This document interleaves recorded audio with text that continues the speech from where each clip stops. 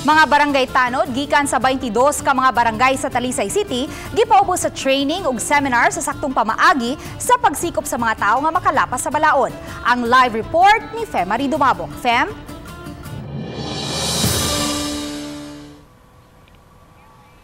May ang mga barangay tanod ang giulagway nga maoy mga unang first responder kuno day mga alarma.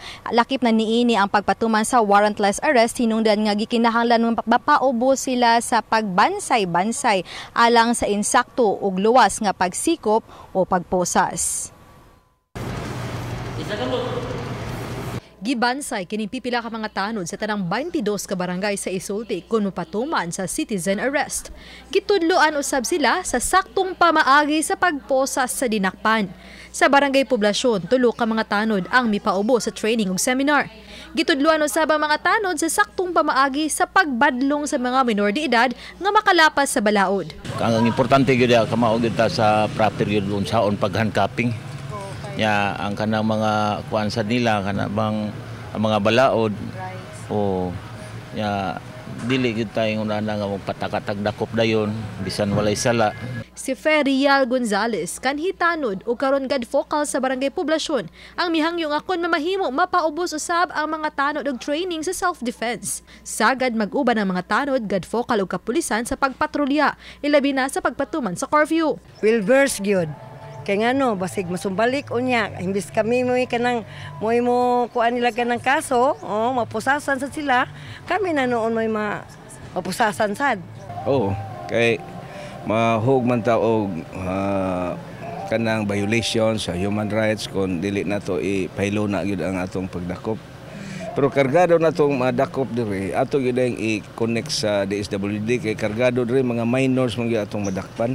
Wala pa man mahug sa kakuyaw ang kinabuhi sa mga tanod ug mikwestiyon sa pagpatuman sa citizens arrest, apan gusto lang makasiguro si Police Lieutenant Colonel Randy Caballes sa seguridad sa mga tanod. Incidents nga pang barangay level lang, so aware sila nga sa ilaha within their level lang nga siya nga conflict. Then kabalusad sila unsay mga incidents nga dapat nga maabot sa ato dinhi sa station. Nata incidents nga ang mga tanod ang nakaresponde ug sila gid gani ang nakaaresto. Ang mga gani nga ang katong mga nakahimuan na nga mga tanod atong gihatagan og commendation pod dinhi sa station.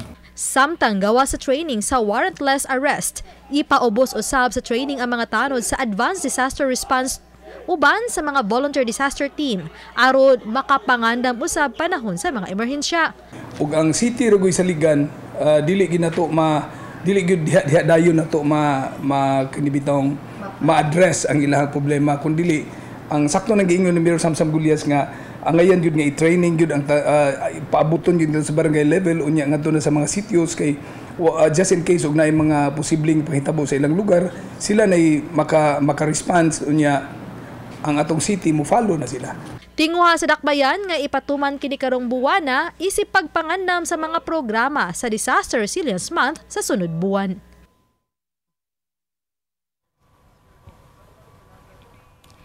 Ma'am, may gipaybaw sa Talisay disaster team nga gawa sa mga barangay. Ilaw sab nga nakig-partner sab sila alang sa Disaster Resilience Month sa sunod buwan sa Department of Education alang na sa himuon usab nga pagbansay-bansay sa mga matutudlo alang sa disaster preparedness. May daghang salamat, Fem Marie Dumabok.